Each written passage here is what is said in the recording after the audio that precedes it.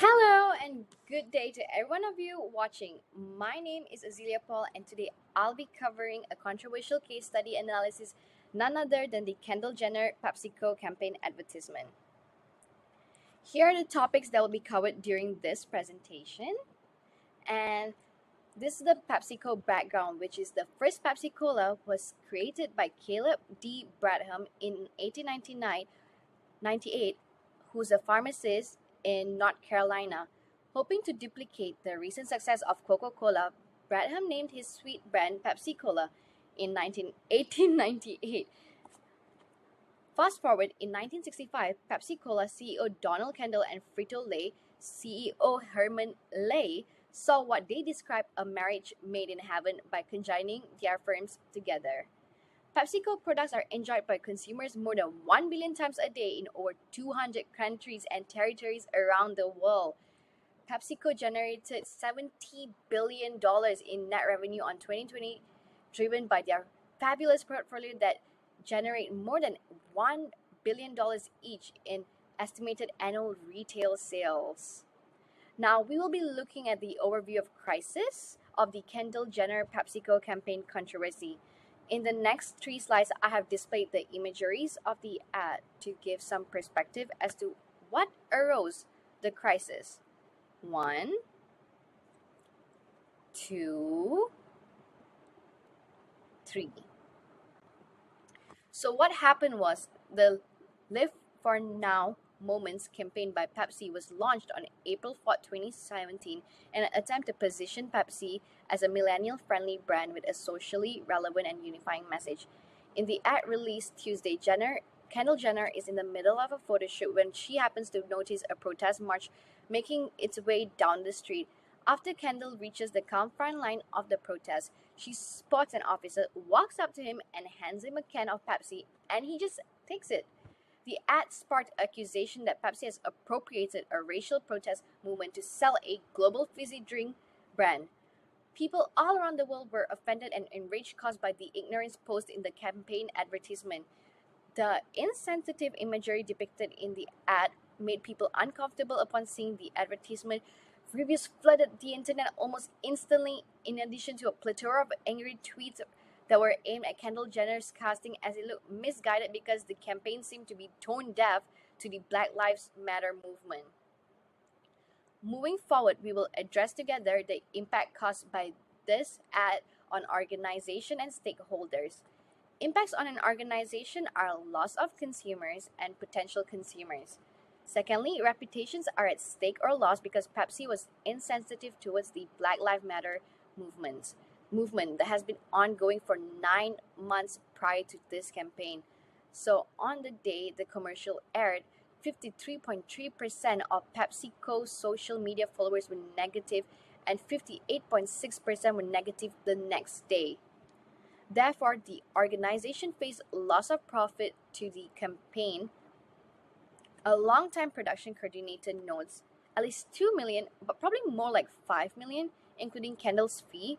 Adding the media buy would be roughly 100 million for a campaign like this. So this goes to show they had a loss of investment and profits. Now, moving on to the impacts of customer stakeholders is the loss of trust in Pepsi for the ignorance they posed. Secondly, customers now have a negative perception towards PepsiCo and anyone associated with PepsiCo. Lastly, customers are hesitant or refuse to buy PepsiCo product to stand on their moral grounds as they could have felt betrayed by PepsiCo.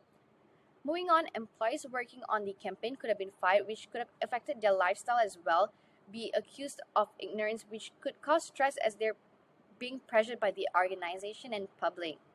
Lastly, brand ambassador Kendall Jenner, whose reputation was damaged as well.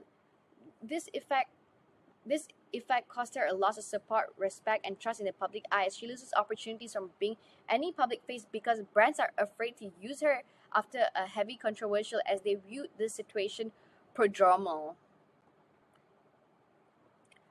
In this next section, I'll explain the organization crisis communication.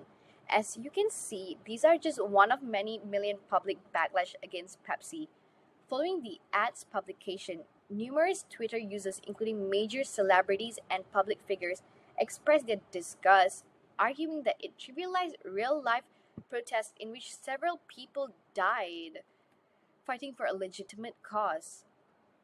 Bernice King, the youngest daughter of Dr. Martin Luther King Jr., slammed the move on social media, quoting, "If only Daddy would have known about the power of Pepsi," she tweeted after posting a photo of her father in the middle of a peaceful protest, actually being pushed by a police line. The advertisement claims that Pepsi has appropriated a racial protest movement to promote their worldwide soft drink brand.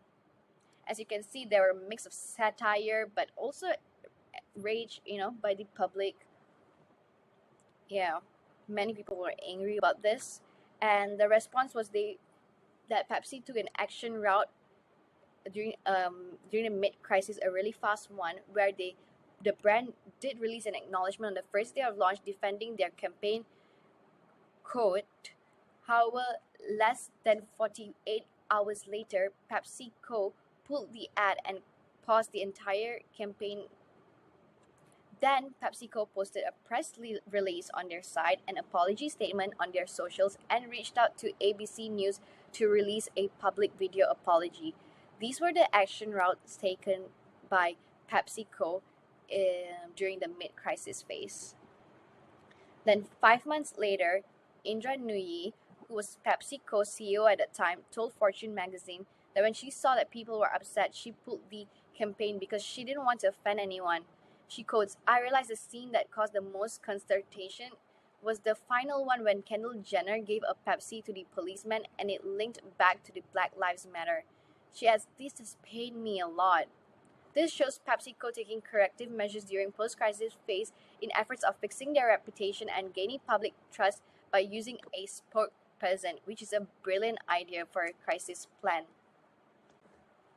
Then, 14 months later, Kendall Jenner finally opens up and expresses her feelings on Keeping Up with the Kardashians season 14 premiere, quoting, "I would never purposely hurt someone ever.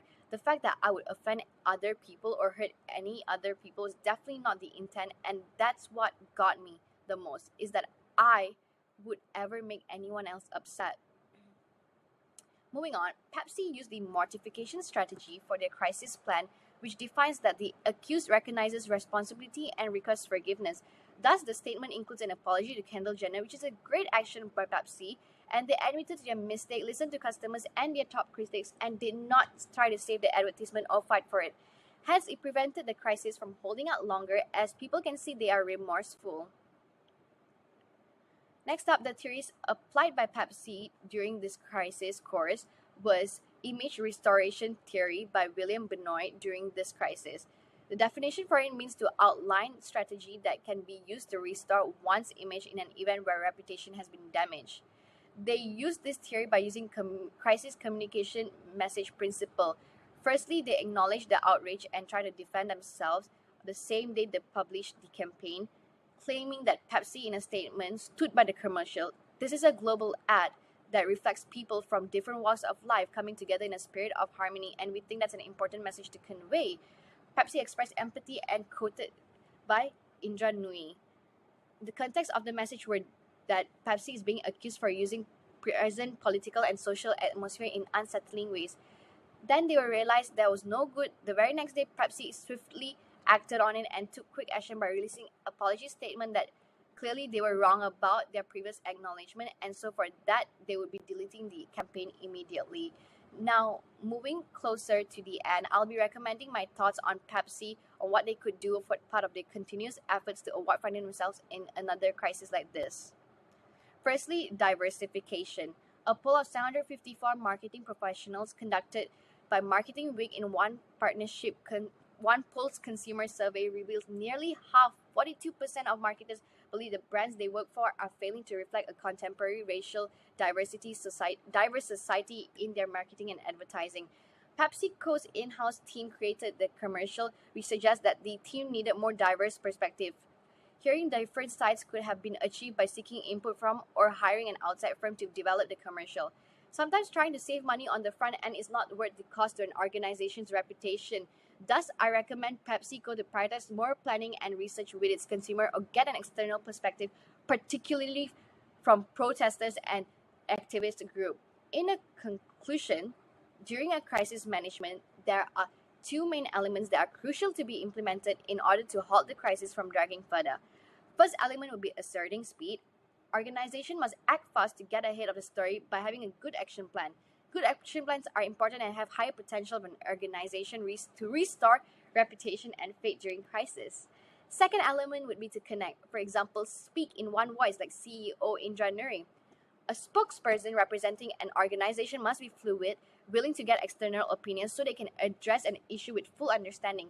People can spot between fake and real, so genuineness should be the tone of a spokesperson when representing an organization during a crisis. Thank you very much.